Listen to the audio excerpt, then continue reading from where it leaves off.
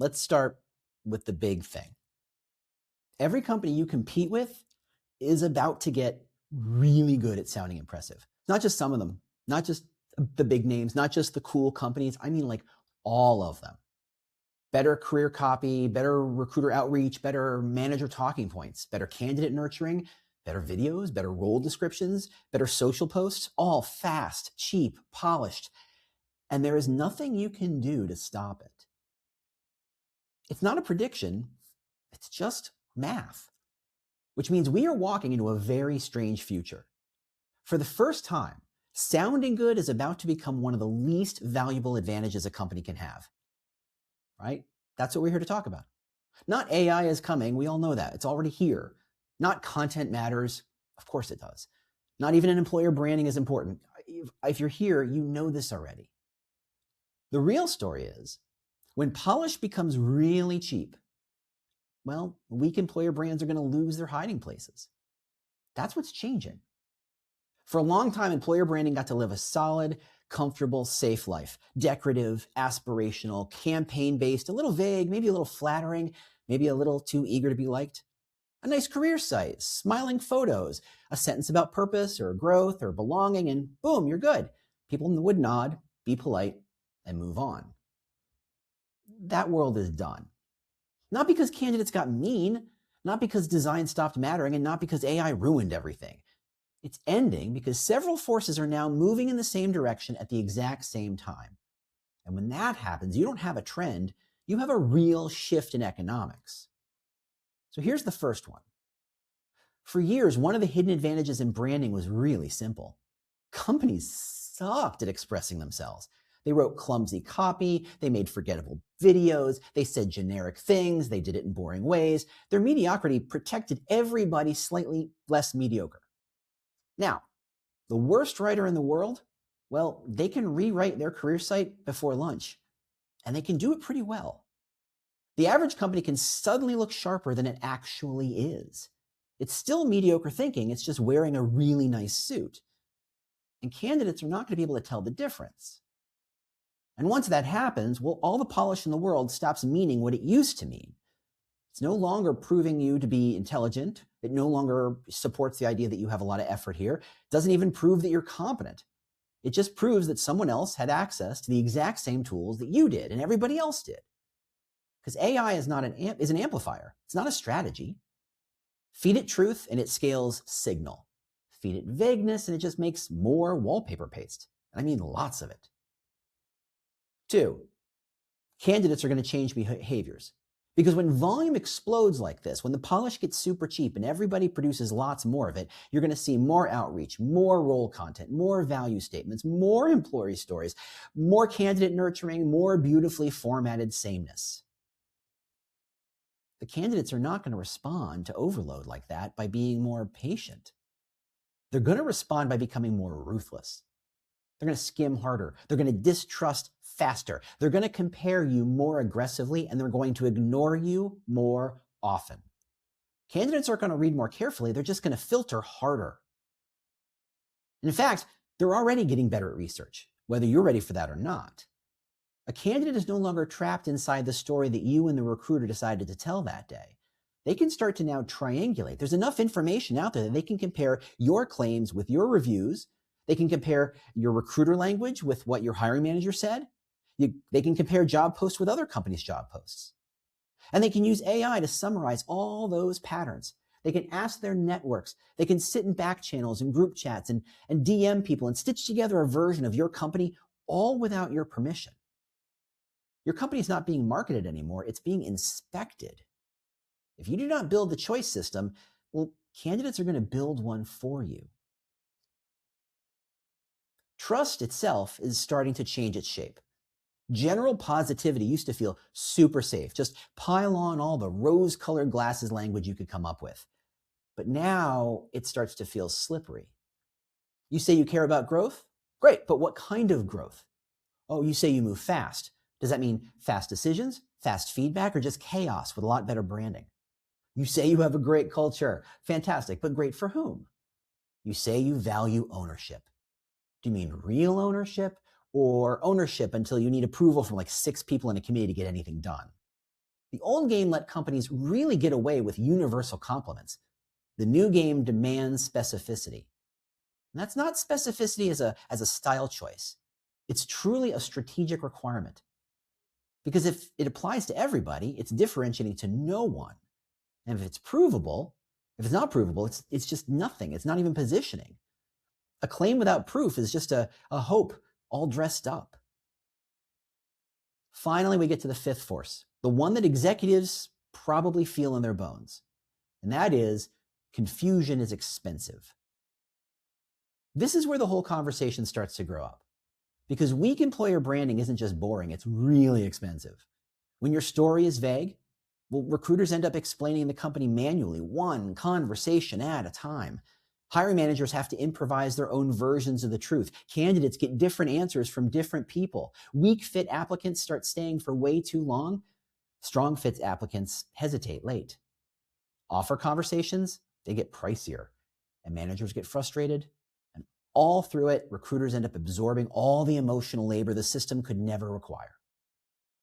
A company starts paying compensation premiums to make up for weak convictions. That's the cost of blandness. That's the cost of kind of sounding like everybody else, but just prettier. And the nasty trick, the really insidious thing is the bill never really shows up called bad employer brand. It shows up as time to value. It shows up as offer declines. It shows up as low quality pipeline or candidate drop off. It shows up as agency spend and then missed growth targets. The bill arrives, it just arrives under a bunch of different names. So if you're trying to convince an executive, don't explain this as a branding problem. They won't listen to you. Instead, you got to show how the company is paying for this confusion with different budget items every quarter. Now, let me be clear. This isn't my opinion about the future. This is what's going to happen once these three things become true all at once. Polished language gets cheap, candidate scrutiny gets smart, hiring confusion gets more expensive. It's not philosophy or opinion. This is simply consequence. Now, to make this personal, because let's be fair, there's often a real career consequence that gets ignored. We need to really embrace this idea, because if we can't make this shift, there's a risk of being perpetually and forever cast as the content people.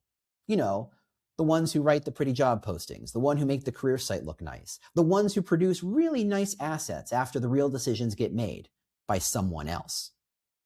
We're busy, yes, but we're not strategic. We're useful, but we're not influential.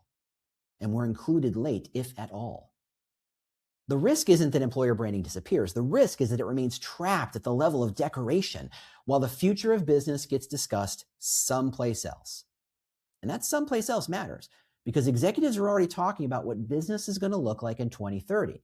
Operating models, AI leverage, workforce shape, productivity, where competitive advantage comes from. This is your chance. The conversation about employer branding isn't going to actually be a conversation about employer branding. It's going to be about how talent chooses a company in a market flooded with synthetic language and shrinking patience.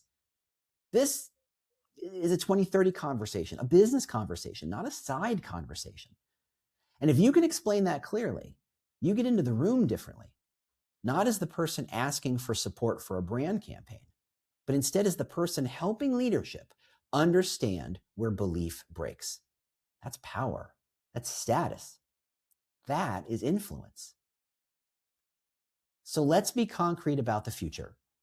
The losing companies of 2019 will not look outdated. This is important to note. They will all look modern. They will all have AI workflows. They will all have polished messaging. They will all have more content than ever and refreshed career sites and better designed assets than they ever could have dreamed of in 2024. And they will all still lose. Why? Because nobody could figure out why they should choose them. They will still not be able to answer with any real precision, why this company? Why this role? Why now? Who succeeds here? Who struggles here? What do you demand? What do you return? What are the trade-offs? And what proof backs any of this up? The companies that lose in 2029 are going to be the ones with lots of content, but none of it will be believable. None of it will be differentiated. Now we look at the companies that win. They're not necessarily louder. They're certainly not more famous. They may not even be better funded. Instead, they're just the ones that are easier to choose. Their employer brand doesn't function like a brochure. It functions like a choice engine. A brochure says, hey, here's what we want to say. But a choice engine says, here's what you need to know to make an informed decision.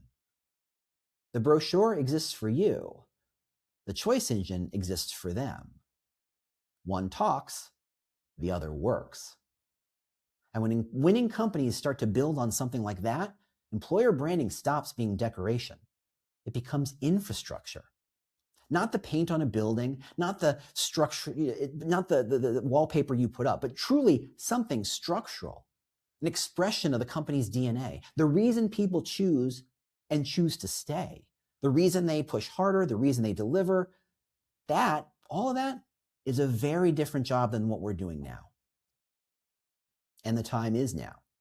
Not next year, not after the reorg, not after the next career site redesign, not once leadership ever gets it, as if, but because the companies that wait are going to misdiagnose the problem, it's going to get more expensive.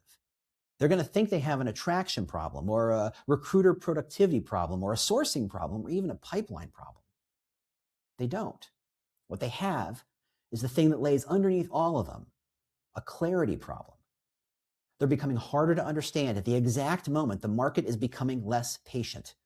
And when that happens, the delay doesn't sit politely in the corner. It spreads. It gets baked into the recruiter language, the manager expectations, the role design, the candidate experience, the proof gaps, the offer conversation. And once that happens, well, you're not just fixing one problem anymore.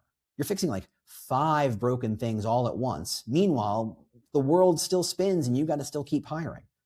Systems are always cheaper to redesign early than to repair under pressure. So what do employer branders need to do now? Let me give you 3 moves I think will really going to set you up properly. First, build proof, not just messaging. Because if polished language is coming cheap, well, proof is a premium asset. What do you claim? What evidence supports it? Who owns that evidence? How often is it refreshed? Can a recruiter use it in a conversation? Can a hiring manager explain it with an example? I mean, if you say, people here grow fast, show me the career path. If you say leaders are accessible, show me the behavior. If you say that flexibility is crucial to your success, show me the boundaries. And if you say your culture is inclusive, show me the moments. Otherwise, you're just making a lot of nice noise. And nice noise is still, just noise. Next, build choosability, not broad appeal. Broad appeal is the engine of sameness. The goal is not to sound attractive to everyone. The goal is to help the right people opt in with confidence and help the wrong people opt out earlier. That means naming the trade-offs of working there, the pace versus the structure, the autonomy versus support, speed versus certainty, scope versus specialization, stability versus upside. Trade-offs aren't really a conversion leak. They're more of a confidence filter. Some conversion should drop. Yes, absolutely. That's good. The wrong candidates should absolutely self-select out. We know all that. That's going to save time, improve trust, and improve the close rates later. The goal here is not to maximize attention. It's to improve selection. Third, you need to align all the parts of the system.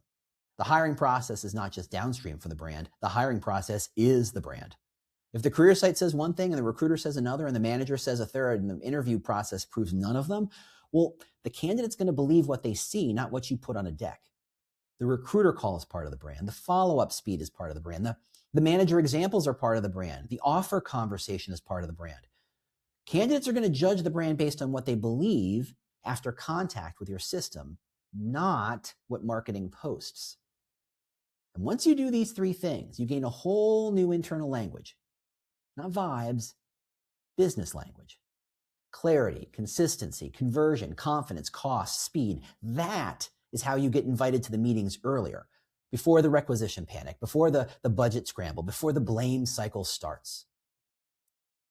And I want to close with a point that matters most. This is not a warning about AI. This is a warning about blandness. AI just removes the hiding places. It exposes weak claims, the fuzzy value statements, the empty career pages, the pretty videos that say nothing. the recruiting processes that contradict the pitch, the leadership teams that want hiring outcomes without making hiring choices. That is what 2029 brings. Not doom, not magic, consequences. And honestly, from my point of view, I think this is good news because it means the future doesn't belong only to the loudest and best funded companies. It belongs to the clearest ones, the ones that can be understood quickly and believed deeply. And that could be you. The next mode is not awareness, it's belief.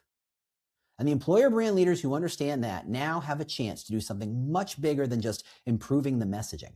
They have their chance to shape how the companies are going to compete in 2030. So make your company easier to choose. You're not here to make the company sound better. You're just here to make that choice clear. Those are two very different jobs. One of them is going to matter in 2029. So go do that one. Thanks so much for watching. I've got a complete manifesto written up. If you want to check out Employer Brand Labs or scan the QR code there, it'll take you right to the page. It's a bit of reading, but it's something I think that it takes these ideas and expands on them quite a bit with a lot more evidence and a lot more thinking, and something hopefully worth sharing. If you'd like to connect, I'm on LinkedIn, obviously, and you can check out my book, Becoming Choosable. Thanks so much for being here. I'll talk to you later.